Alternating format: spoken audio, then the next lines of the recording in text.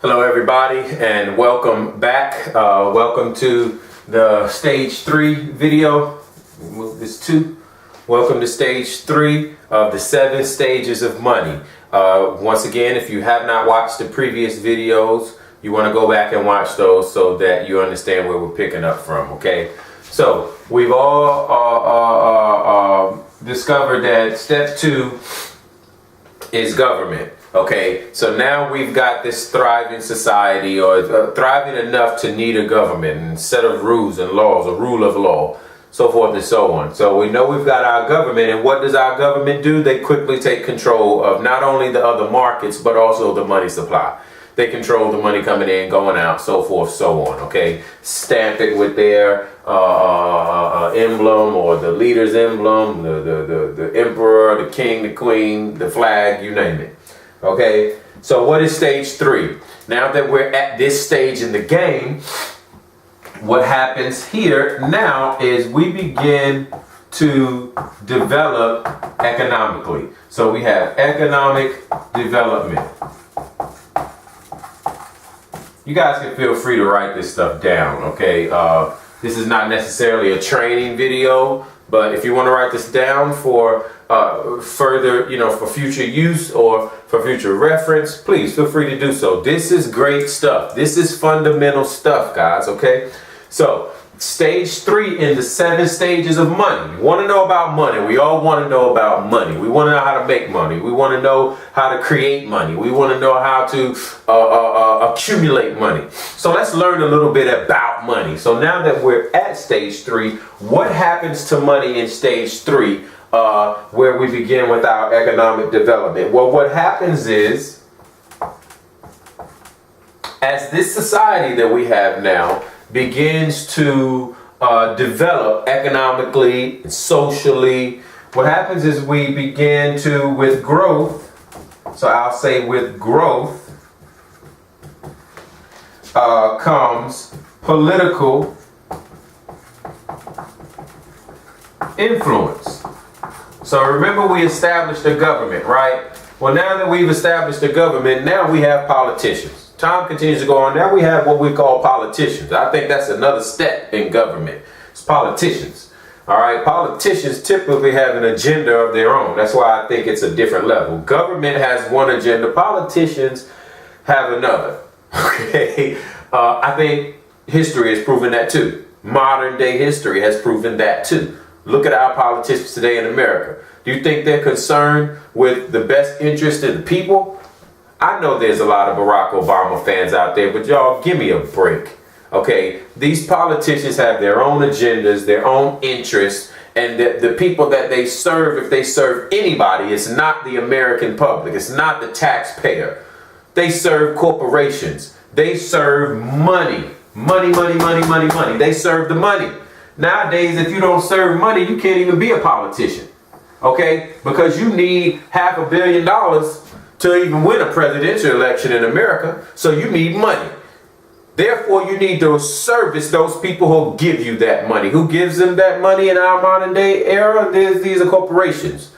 The banksters, the corporations, big agriculture, big business, they are the ones who are feeding these campaigns, funding these campaigns, and therefore, that's who our elected politicians service when they get into office. This is fundamental. You don't have to be a brain surgeon to know that if I give you $100 million, okay, when you get that position of power that I gave you $100 million to help you get, you had better call me and see what it is that I want. Otherwise, there was no reason for me to give you $100 million.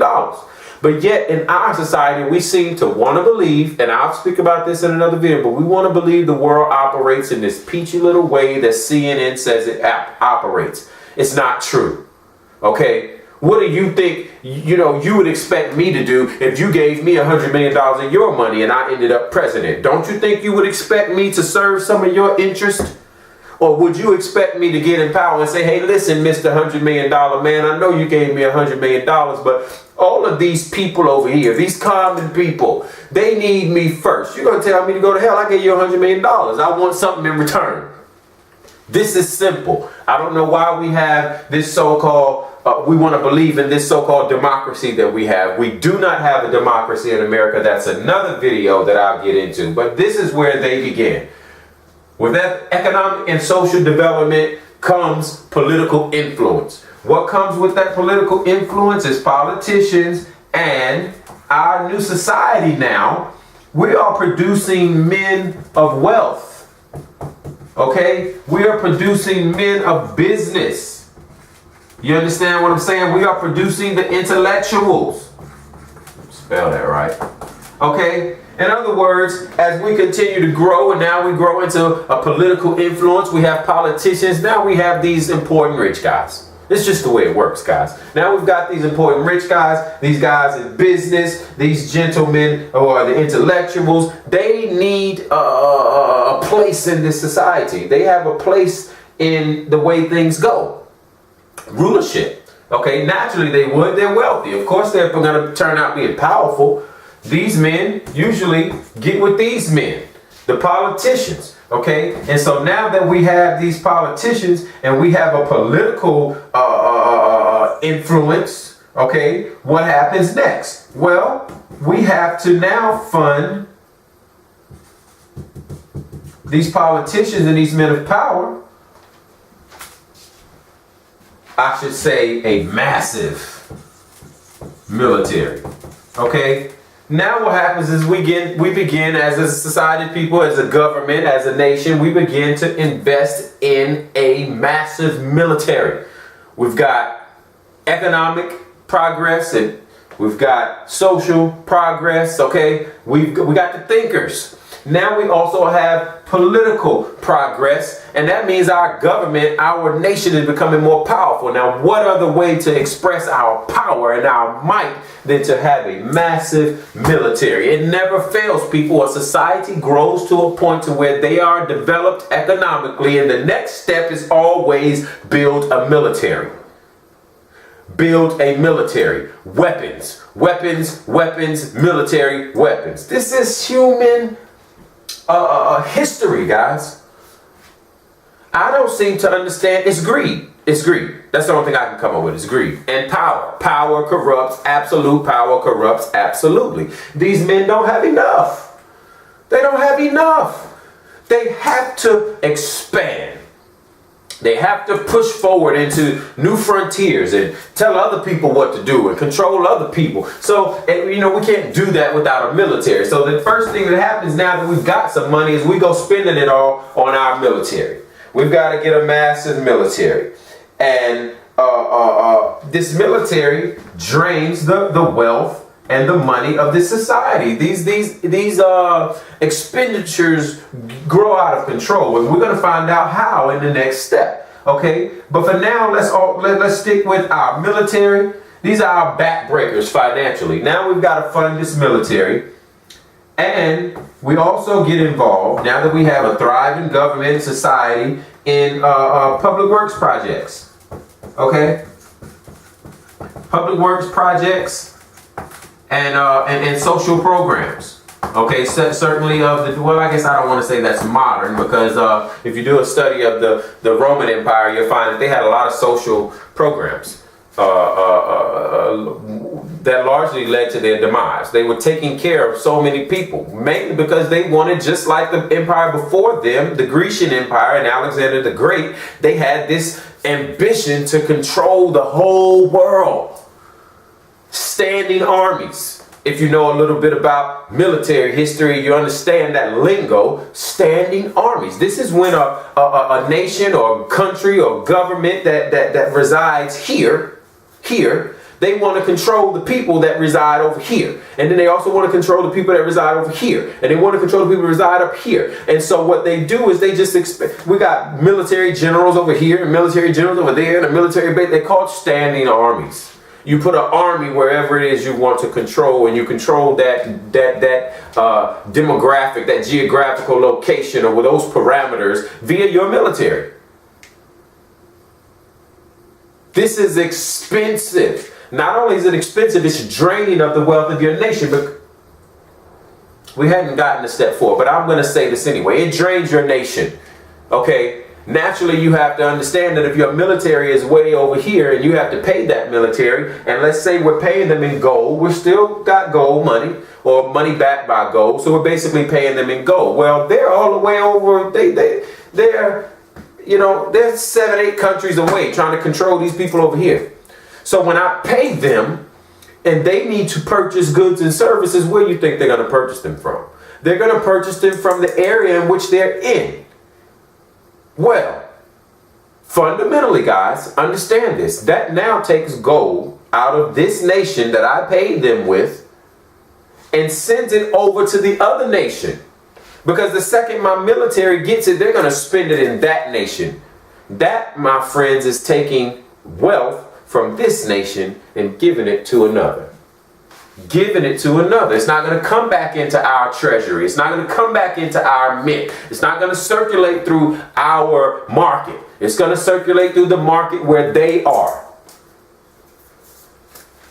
This stuff is so fundamental and easy to understand when someone explains it to you, okay? But, so we've got public works projects and social programs. All right? So we're funding our military. We're funding our public works projects. Everybody knows about this, especially if you know history. All these great buildings that these egotistical men of power had to build in reverence of themselves. These monuments and these castles and temples and mosques and as well as you've got roads, you've got courthouses here, you've got roads, courthouses, bridges. All of these kind of things are involved or inculcated, I should say, or wrapped in public works projects. Some of them are necessary. I don't want to only point out the things that aren't necessary. Of course we want roads. Of course we want courthouses. Of course we want, in our modern day, we need certain things in every county, you know, water plants, so forth and so on, that will supply and service the people of that area. Okay, these are public works projects. Social programs. Social programs are bankrupt in America today. They're usually a bad idea. Do a little research in government and social programs. They're usually bad ideas. They are, because they are run by these political influences, these politicians who have their own agendas. These types of programs are largely mismanaged. Point blank. The people who need these programs never get the money. The vultures throughout society who learn how to work the system get the money. The politicians don't care who really gets the money as long as they get their cut off of it, their skim off the top. This is why social programs don't work. And generally they should help a society. But the way they are created and run, they are doomed to fail from the very beginning. And I'm talking all the way back to FDR and the New Deal. Okay? You know, anybody who looks at Social Security would know that it wouldn't work from the beginning. At some point in time, you would have to know you'd have more people collecting from this fund than putting into this fund.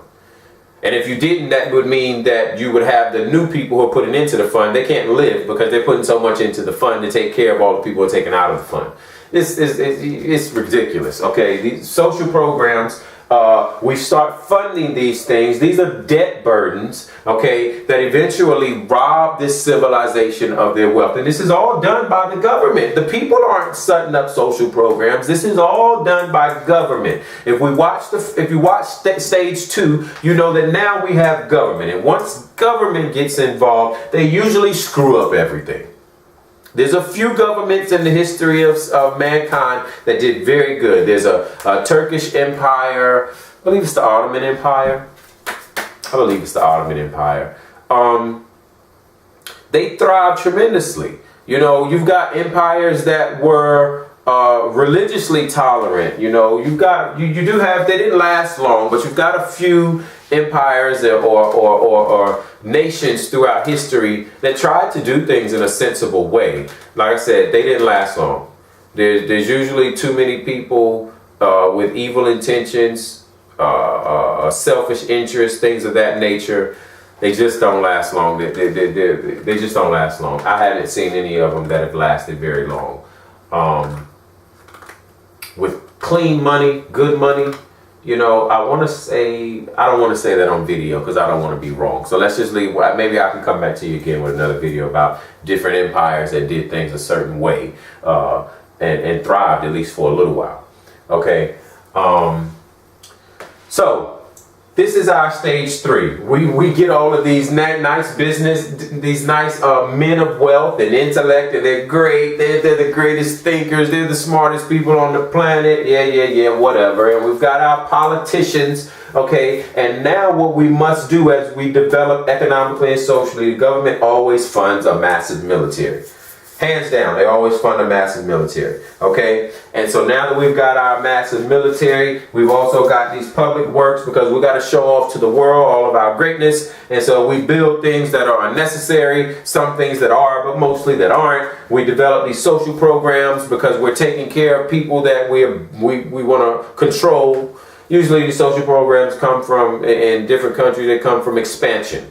You expand, you kill a bunch of people, you bomb a bunch of people, you blow up their land. You gotta do something here. You gotta use this land. It usually takes some money to build these things back up. All right. So that is the gist of step number 3 of money. You might think this has nothing to do with money, but it has everything to do with money. That's what I'm talking about. These things are not really taught. Once we get taught these things, you can understand it and know it, comprehend it, and put it in place in your decision making, and put it in place in when you're watching what's going on in the world. All right, because right here in this step, money is largely being misused, and it will lead to the following steps. Okay, step 4 carries us into a very interesting phase of all of our existing empires that we have any record of, including the current empire, the United States of America, the Anglo-American Empire. All right, so on to step 4. I'll see y'all in the next video.